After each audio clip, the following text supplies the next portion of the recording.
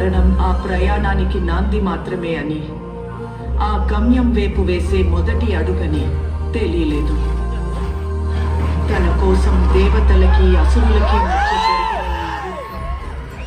ఆ యోగిని ప్రయాణంలో రెండో అధ్యాయమని తెలియలేదు. తప్పుకో విశాసుర, బాహుబలికి శిక్ష తప్పదు. సోదరా ఇంద్ర, నీకు బాహుబలి కావాలంటే నన్ను గెలిచి తీసుకో.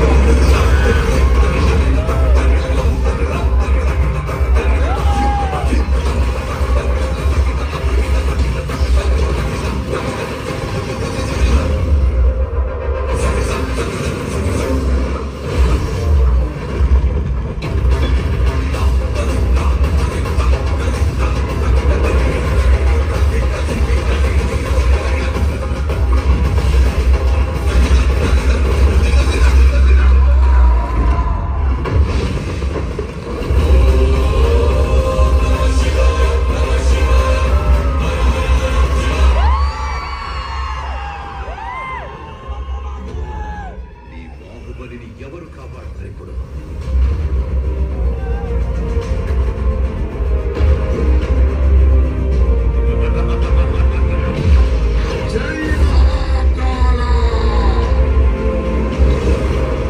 కానీ అదే ప్రశ్న ఇంద్ర, ఇప్పుడు ఎవరు కాపాడతారా?